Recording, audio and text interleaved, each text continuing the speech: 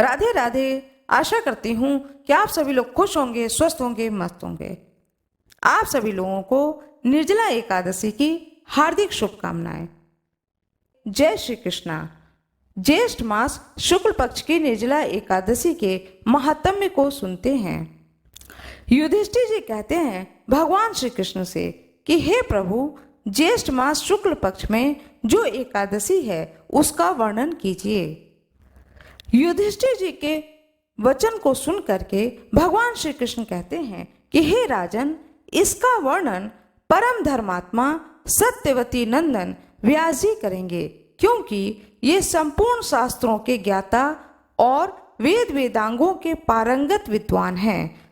तब महर्षि वेद व्यास जी भगवान श्री कृष्ण की आज्ञा को पा करके कथा और महत्व को बताते हैं पांडु नंदन को।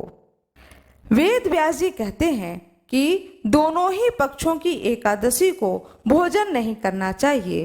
वर्ष में 24 एकादशी पड़ती हैं। सभी एकादशी का नियम पूर्वक पालन करना चाहिए और व्रत को धारण करना चाहिए। और द्वादशी तिथि पर स्नान ध्यान करके भगवान श्री केशव की पूजा करने के बाद में ब्राह्मणों को भोजन देकर अंत में स्वयं भोजन करना चाहिए। गुरु जी की बात को सुन करके भीमसेन कहते हैं कि परम बुद्धिमान पितामह, मेरी उत्तम बात को सुनिए। राजा युधिष्ठिर, माता कुंती, पत्नी द्रौपदी, अर्जुन, नकुल और सहदेव ये एकादशी को कभी भोजन नहीं करते हैं तथा मुझसे भी हमेशा यही कहते हैं कि भीमसेन, तुम भी एकादशी को खाया ना करो। किंतु मैं इन लोगों से यही कह दिया करता हूँ कि मुझसे भूख नहीं सही जाएगी।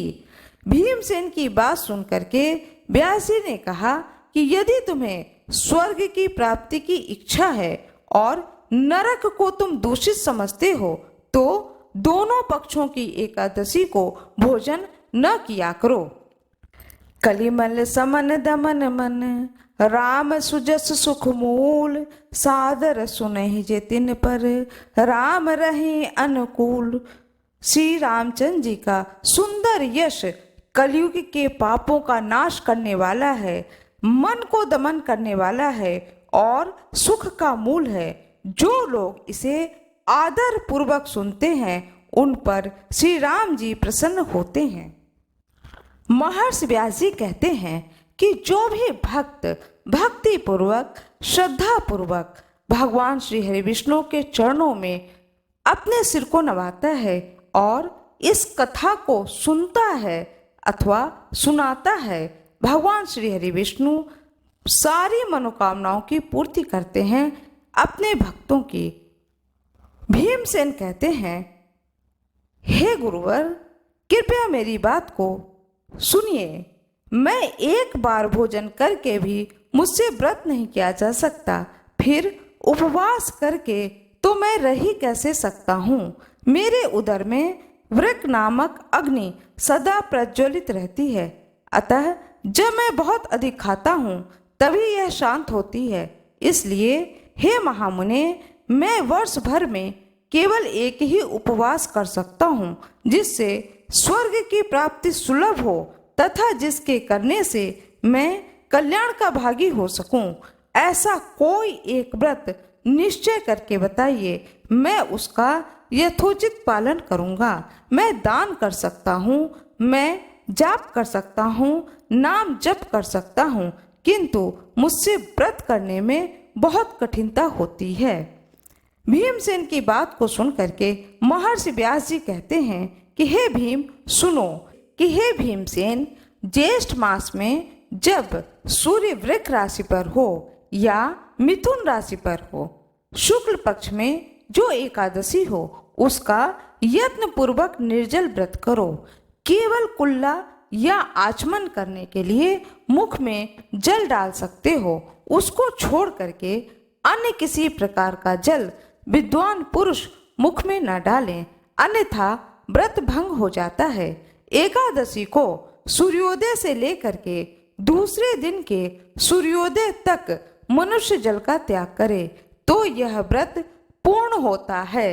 तदंतर द्वादशी को निर्मल प्रभात काल में स्नान करके ब्राह्मणों को विधि पूर्वक जल और सुवर्ण का दान करना चाहिए। इस प्रकार सब कार्य पूरा करके जितेंद्रिय पुरुष ब्राह्मणों के साथ भोजन करे। वर्ष भर में जितनी एकादशियां होती हैं उन सब का फल निर्जला एकादशी के सेवन से मनुष्य प्राप्त कर लेता है, इसमें तनिक भी संदेह नहीं है। शंख चक्र और गदाधारी भगवान केशव ने मुझसे यह बात कही थी कि यदि मानव सब को छोड़कर एकमात्र मेरी शरण में आ जाए और एकादशी को निराहार रहे तो वह सब पापों से छूट जाता है। एकादशी व्रत करने वाले व्यक्ति के पास विशाल काय और विकराल आकृति वाले दंडधारी भयंकर यमदूत भी नहीं आते हैं।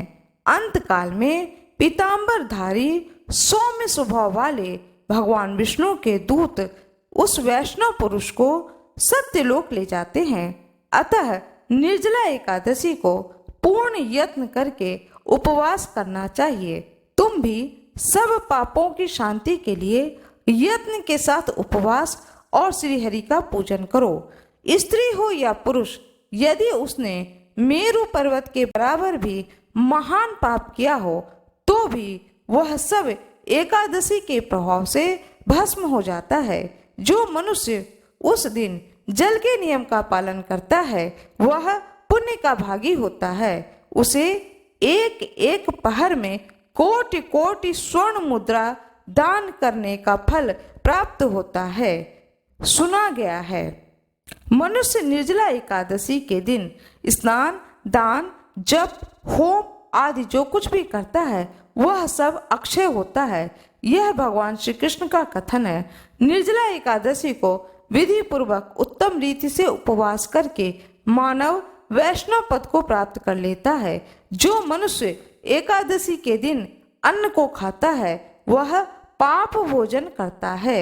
इस लोक में वह चांडाल के समान और मरने पर दुर्गति को प्राप्त होता है।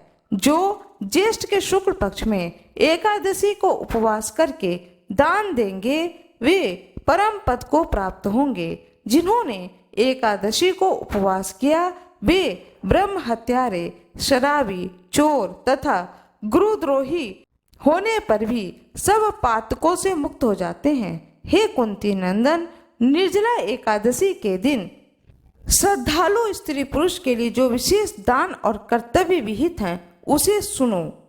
उस दिन जल में शयन करने वाले भगवान विष्णु का पूजन, जलमय धेनु का दान करना चाहिए अथवा प्रत्यक्ष धेनु या धृतमय धेनु का दान उचित है। पर्याप्त दक्षिणा और भांति भांति के मिष्ठानों द्वारा यत्न पूर्वक ब्राह्मणों को संतुष्ट करना चाहिए। ऐसे करने से ब्राह्मण अवश्य संतुष्ट होते हैं और उनके संतुष्ट होने पर श्री हरि मोक्ष प्रदान करते हैं। जिन्होंने शम, दम और दान में प्रवृत्त हो श्री हरि की पूजा और रात्रि में जागरण करते हुए इस निर्जला एकादशी का व्रत किया है, उन्होंने अपने साथ ही बीती हुई 100 पीढ़ियों को और आने वाली 100 पीढ़ियों को भगवान वासुदेव के परम धाम में पहुंचा दिया है। निर्जला एकादशी के दिन अन्न, वस्त्र, गौ, जल, सैया, सुंदर आसन, कमंडलू तथा छाता दान करना चाहिए। जो श्रेष्ठ एवं सुपात्र ब्राह्मणों को जूता दान करता है वह सोने के विमान पर बैठकर स्वर्ग लोक में प्रतिष्ठित होता है। जो इस एकादशी की महिमा को भक्ति पूर्वक सुनता है तथा जो भक्ति पूर्वक उसका वर्णन करता है वे दोनों स्वर्ग लोक में जाते हैं। चतुर्दशी युक्त अमावस को सूर्य ग्रहण के समय श्राद्ध करके मनुष्य जिस फल को प्राप्त करता है वही इसके श्रवण से भी प्राप्त होता है। पहले दंत धावन करके यह नियम लेना चाहिए कि मैं केवल भगवान केशव की प्रसन्नता के लिए एकादशी को निराहार रहकर आचमन के सिवा दूसरा जल त्याग कर दूंगा और द्वादशी को देव देवेश्वर भगवान विष्णु का पूजन करके गंध, धूप, दीप, नैवेद्य भोग लगाकर विधि पूर्वक पूजन करके घड़े का दान करके तब इस व्रत का पालना करूंगा। जब आप घड़े का दान करें तब भगवान श्री हरि विष्णु से इस प्रकार से प्रार्थना करें, हे संसार सागर से तारने वाले देव देव ऋषिकेश, इस जल के घड़े का दान करने से आप मुझे परम गति की प्राप्ति कराइए।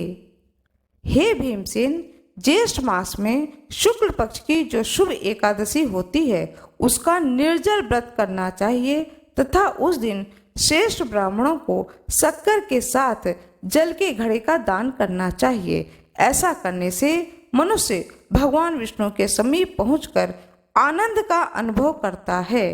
तत्पश्चात द्वादशी को ब्राह्मण को भोजन कराने के बाद स्वयं भोजन करो।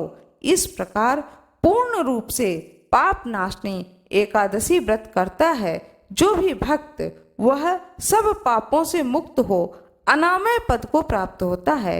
यह सुनकर के भीमसेन ने भी इस शुभ एकादशी का व्रत आरंभ कर दिया। तब से यह लोक में पांडव द्वादशी के नाम से विख्यात है।